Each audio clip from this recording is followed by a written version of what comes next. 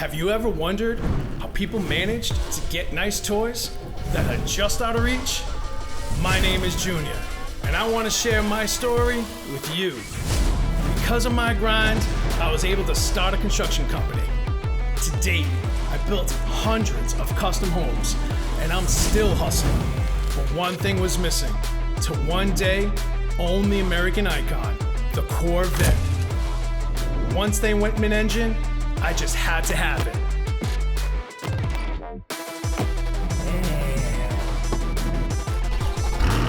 I teamed up with my boy Craig, who has that same passion for anything with a motor.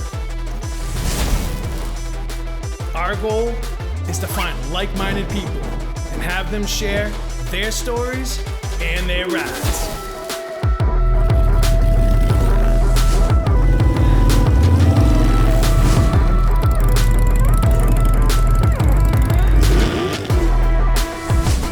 Welcome to Street Heat, 508.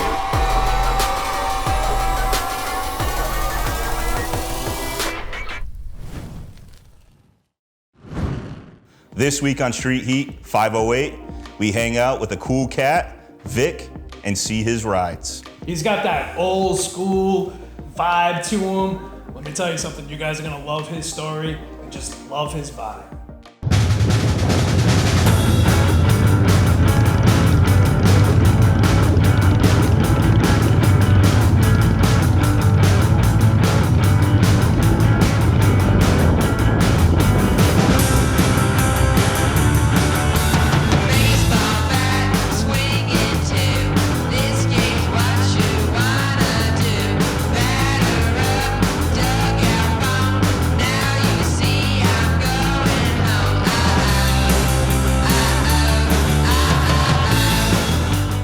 So, it's a beautiful day, Vic. Yes, it is. And right here, what are we looking at? 55 olds with a 455 engine with a 700R Chevrolet transmission with overdrive, and got a louvered hood, ghost flames, and this is like one of my favorites. But I love them all. But this one here is just the one I like to drive the most. It's gorgeous, and I noticed, like, obviously there's a lot of personal touches. I love, like, the 50's inspired theme, but right in the front, the My Olds, that's a really cool, nice little touch. Some people ask me, there's letters missing. I tell them, well, I forgot how to spell those. So what year is this one right here? That's a 52. 52? Yep. Same thing. I like the louvered hoods. I like the ghost flames. Yeah, this is old school, like Happy Days. Yeah. This is the dummy spotlights. Yep. And there's supposed to be a rocket here, like you see Like on the other M2. ones. Yeah. But they call this nosing and decking. This is short for bullnose. Yep. And this is what we did back in the 50s. Well, this gives it more of the hot rod look. Yes. You know, I think once the emblems are taken off and it's more minimalist, you get more of that hot rod feel. You do. This is just a little before me. Before me was Fonzie guys that used to hang at the park, and they'd have their cars, 49 Fords, 51 Chevrolets, and they were just before me, but I got in on a tail end and I liked it, and I sort of kept it up. Yeah. So you caught an inspiration from the other guys who were out there hanging out at a local spot. It was Happy Days. They were greasers. Yeah. You know, and I liked it. I'm glad I was born later because I'm younger, but I would have liked to have been in that era and stayed young. It was a fun era back then. It's super And you know what? You could relate more with people back then, you know? Times were simpler. Yeah, exactly. Yeah, everybody was out on the sidewalk after supper. They were sweeping the streets. Yep. If somebody was a mechanic, they'd help out the guy that didn't know nothing. I mean, that's what it was all about. So right here, the gray one, what year is this one? That's a 52 also. It's also but a This one's 52? a hard top, meaning no post when you put the windows down.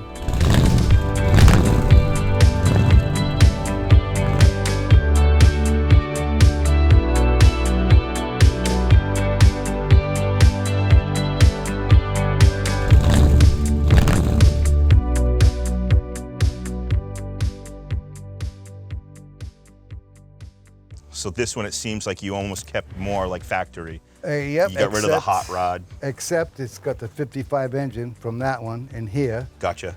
Because if you rebuild an engine, no sense putting a small one back, so I put a bigger one in. Go big or go home. But you right? got to be an Oldsmobile guy to know that it's not a 52. Gotcha. But this one here is pretty close to stock as you can get. And my wife likes this one because she said she likes the way it rides and handles. But everyone has its own personality. Right. And they all handle different. And like everyone has its own personality, it's like your kids, man. You can't pick one you love more than the Yep. other. I mean, we secretly can, but, you know, we never tell anybody. Now, I'm super pumped about this red Olds. You've got an amazing story how you took this to see Jay Leno perform, and when Jay Leno seen it, I'm gonna let you fill in the rest, but this definitely caught the eyes of one of the A-list celebrities, which is a very, very cool story. He was performing at Criterion in New Bedford about 4 years ago, and they asked us to bring a few cars because they knew he was a car guy. So when he came out earlier, before he performed, regular guy, dungarees, shirt, hands in his pocket, and he went right over to my wife's car, which is her car. I did it for her, and I even put her name on a plate, and made me feel good.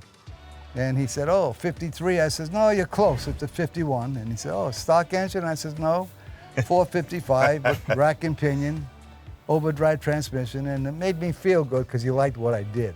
Yeah. And it's not an ego thing, but when people see what I did and they like it, it makes me feel like I did the right thing. Yeah, the steering wheel's got an option. Back in 51, you could get the clock in the steering wheel, and where the clock was on the dashboard is a compass. Ah, gotcha. So It was an added option. added option, and when you turn the steering wheel, you wound the clock up, and then where the clock was a compass, which was back then probably Portuguese GPS. I like that. Now, Vic, we've seen some beautiful Oldsmobiles, but from, again, me going to the local car shows, the car meets, I think you know what car is my favorite. Oh yeah, I took the keys out of it because I don't trust it. I mean, if I do take it, I'm going to leave the Harley, so you could have the Harley. We could do a little trade.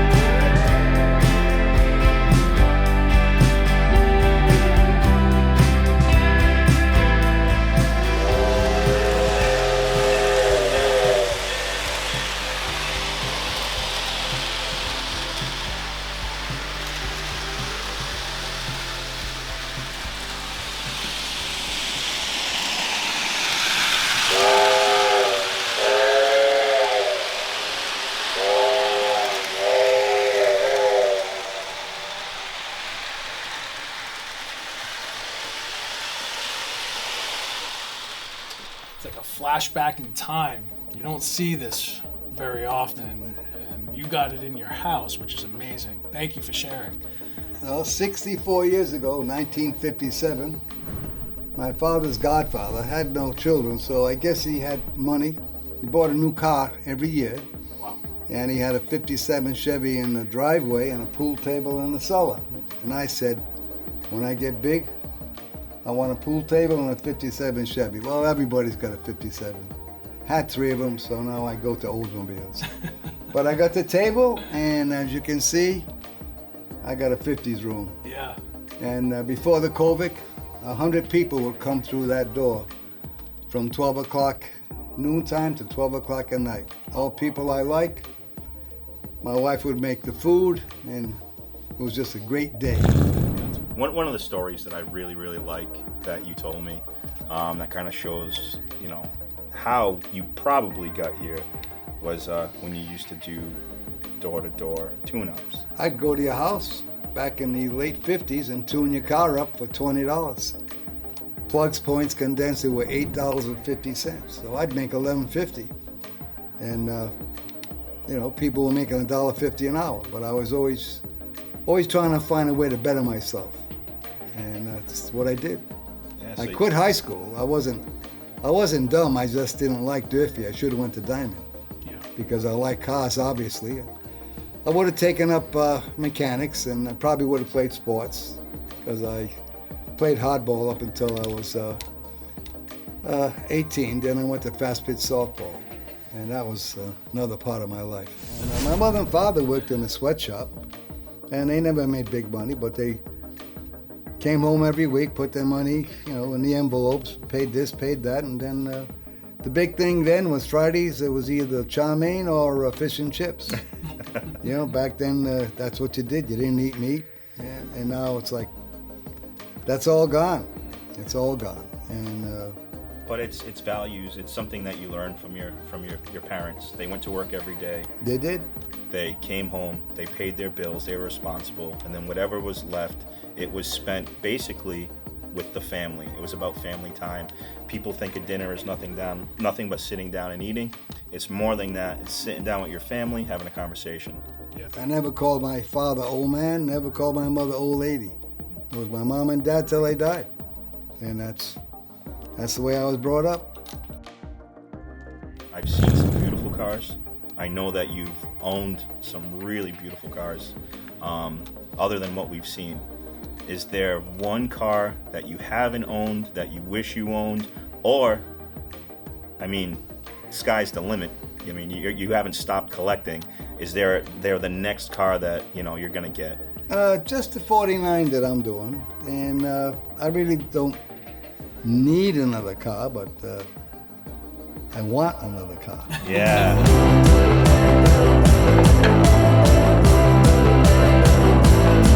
I love the blue felt, man. I'm not gonna lie. You always see like green felt Yeah, it's pool always- table. Dude, the baby blue with the blue light. Yeah. I love this blue light. You don't see it very often.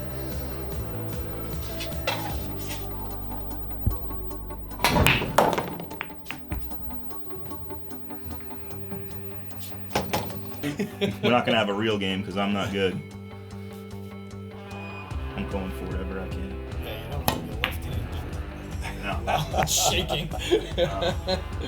What's next after that? That's the problem. Unless I come back for that 7.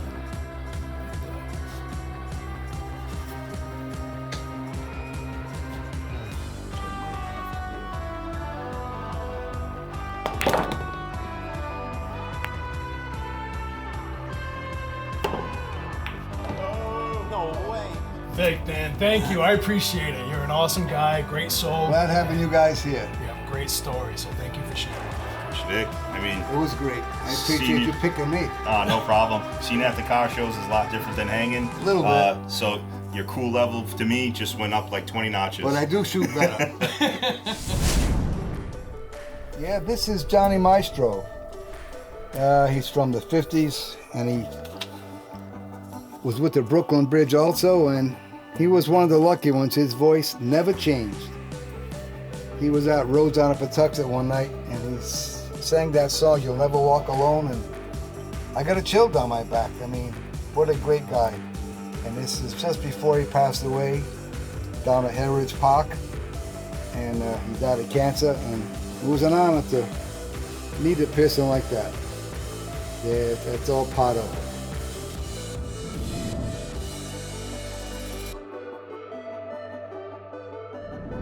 And I think he said he was going to give me his Buick. I'm pretty sure Didn't he say it? Yeah, pretty sure. Vic, we got it on camera. I'm Yeah. almost certain. I thought I heard you say I could have Give it. that Buick. Sorry, Vic.